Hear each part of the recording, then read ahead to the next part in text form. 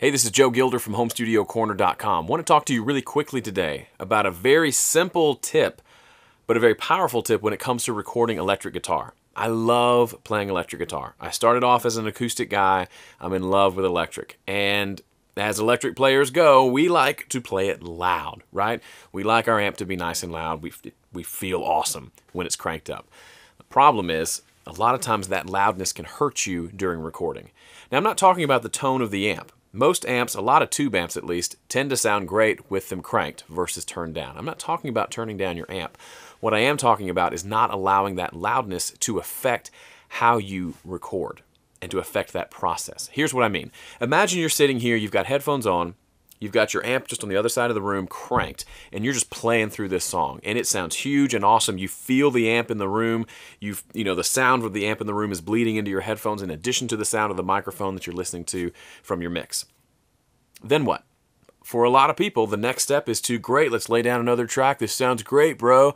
Problem, you haven't really checked to see if the tone is working over here in the computer. It might be working great over there, but is it working in the mix? Is the recording capturing what you played?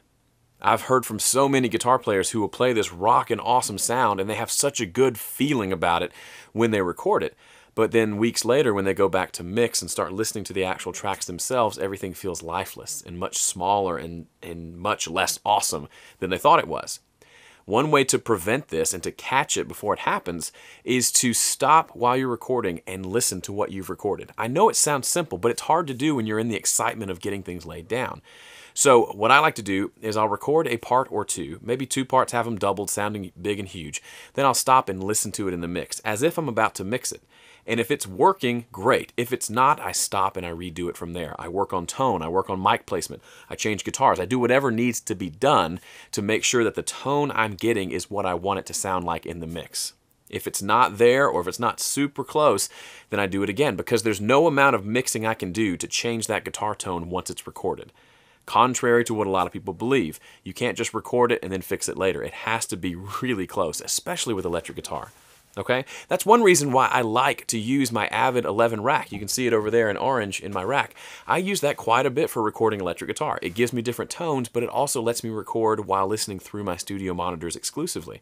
So I can literally hear what the guitar sounds like in the mix. I don't have to have it cranked up so loudly that I can't hear what's going on. And then obviously I still stop and listen back and make sure that that tone is working in context of the rest of the tracks in the mix. If it is, great.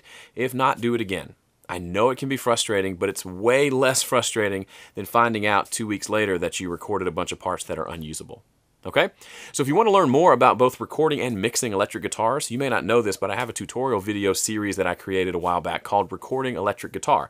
Super creative title. You can find out more about that over at understandingrecording.com/electric. That's it for me. See you next week.